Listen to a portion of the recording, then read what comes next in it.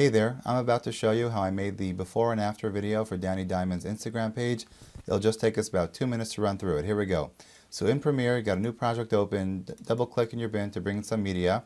I'm going to import these two pictures just for example. Bring them in. Now it's important to make sure your pictures are the same resolution, same size. So this one's 1365 by 2048, so is this one.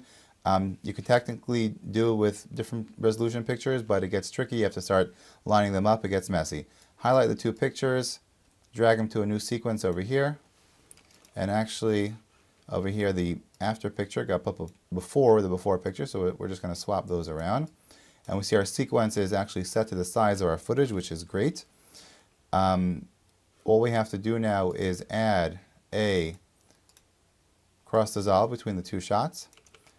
And we see that we have that nice transition going from before to after.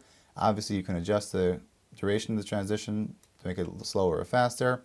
Obviously, again, you can adjust the duration of your clips to make them longer or shorter, whatever works for you.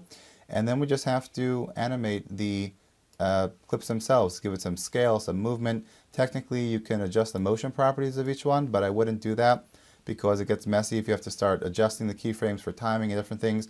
So what I like to do is with your project panel open, go to File, New, make it a new adjustment layer. Take that adjustment layer, put it on top of your clips. Make sure it stretches over the whole thing. Go to your Effects panel, and under the Distort filter, take the Transform filter and put it onto your adjustment layer. And we're going to adjust the transform properties. So we're going to set a keyframe by the first frame on the scale property. We're going to go to the end, to the last frame. Set a keyframe for, let's say, 110. And just like that, we've got our animation zooming in slowly. We've got our crossfade kicking in from before to after, that nice shine coming in, and keeps zooming in. And that's the whole entire deal. So you can just keep doing that with more pictures down your timeline, add some music, of course throw in your logo, and good luck.